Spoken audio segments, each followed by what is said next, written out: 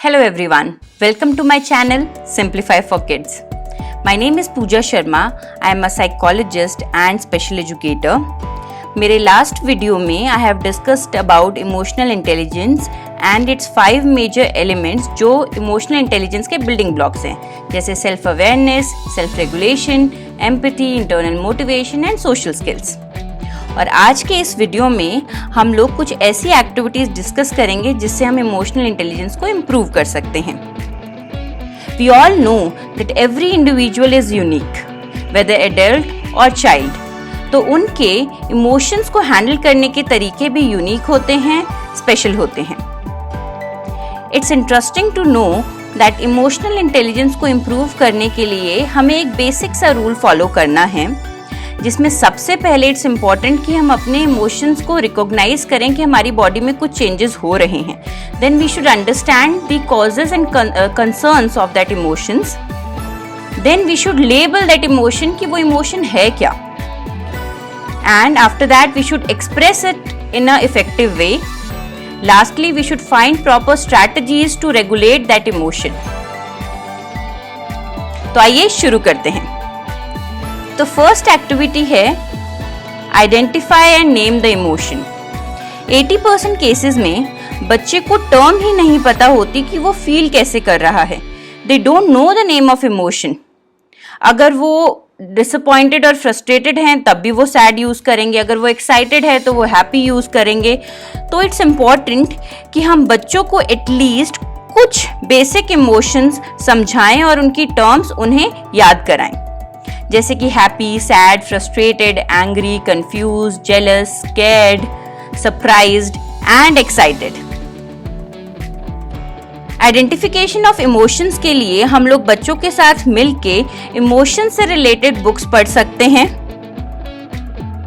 और different characters की pictures दिखा सकते हैं और फिर ये पूछ सकते हैं बच्चों से कि इस फोटो में उस कैरेक्टर को कैसा फील हो रहा है.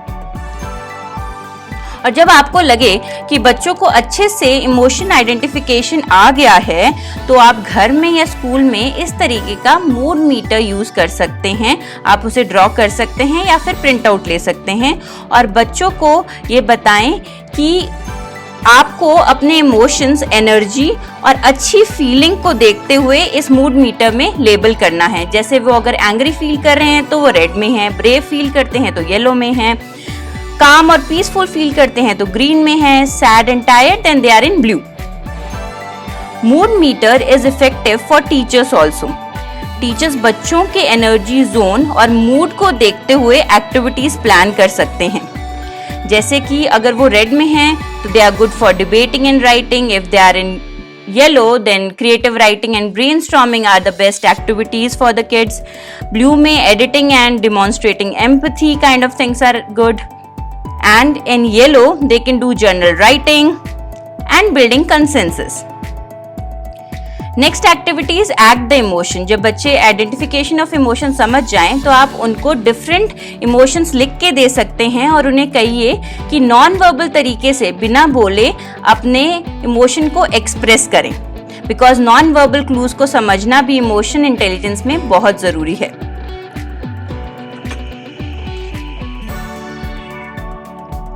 Mixed emotions. मिक्स्ड इमोशंस है कि हम एक टाइम पे दो तरीके के इमोशंस फील कर सकते हैं और वो टोटली नॉर्मल है. तो बच्चों को हम बताएं कि अगर वो एक टाइम पे गुस्सा और डिसअपॉइंटेड फील कर रहे हैं या हैप्पी और वरिड फील कर रहे हैं तो वो टोटली फाइन है. जैसे बच्चा यहाँ पे हैप्पी फील कर रहा है और एग्जाम का सोचते ही she started feeling worried also. Next activity is managing emotions.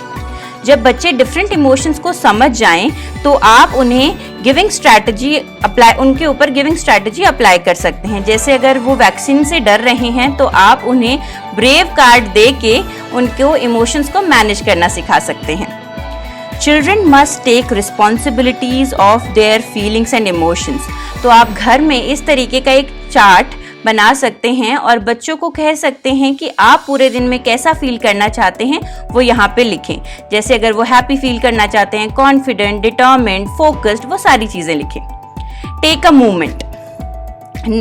जब भी आप नेक्स्ट टाइम परेशान हो तो अपने अच्छे ट्रेड्स के बारे में सोचें और रिएक्ट और रिस्पॉन्स करने से पहले अपनी बेस्ट इमेज को ध्यान में रखते हुए रिस्पॉन्स करें उस सिचुएशन में। आप देखेंगे कि आप हमेशा एक इफेक्टिव तरीके से उस इमोशन को हैंडल कर पाएंगे। And now when we all know that बच्चे अच्छे से इमोशंस को समझ गए हैं, तो अगर वो रेड जोन में हैं तो टीचर्स इस तरीके की एक्टिविटीज बच्चों के साथ कर सकती हैं टू काम देम डाउन, जैसे count down to 10, take a break, rip a paper, या फिर कोई अगर टॉय है तो they can squeeze it, they can write down their feelings and go to a quiet space and do some slow down breathing exercises. And when they are in blue zone, जब उनकी energy भी low है and they are feeling like less pleasant, तो उस time they can do these activities, talk to someone, think of happy place, build something nice and eat a snack. And when they are in yellow zone, their energy level is high and they are feeling very good, तो उस time they can do these activities, play with the pet, read a book, be active, they can do push-ups and sit-up exercises, and they can dance with their siblings also. Next, when they are in green zone, their energy level is low and they are feeling okay, they are feeling good, and at that time parents and teachers can do these activities like drawing, put head on the desk and close their eyes. That means उस time they need their own space. और जब हम लोग ये समझ लें कि बच्चे अच्छे से इमोशंस को हैंडल करना समझ गए हैं और उनको स्ट्रैटेजीज भी आ गई है, तो आप इस तरीके का काम डाउन जोन घर पे और स्कूल में बना सकते हैं, जहाँ पे सबसे पहले बच्चे डिफरेंट इमोशंस में से चूज करेंगे what they are feeling and what they want to feel and use the different strategies to come out of it. तो ये थी कुछ एक्टिविटीज़ जो बच्चों को इमोशनली इंटेलिजेंट बनाने के लिए हम उनके साथ कर सकते हैं। एंड आई पर्सनली रिकमेंड कि उनके प्ले स्कूल से ही हमें ये सब एक्टिविटीज़ उनके साथ करनी चाहिए, क्योंकि बहुत सारे स्कूल्स अब्रॉड में ऑलरेडी इस कॉन्सेप्ट को यूज़ कर रहे हैं।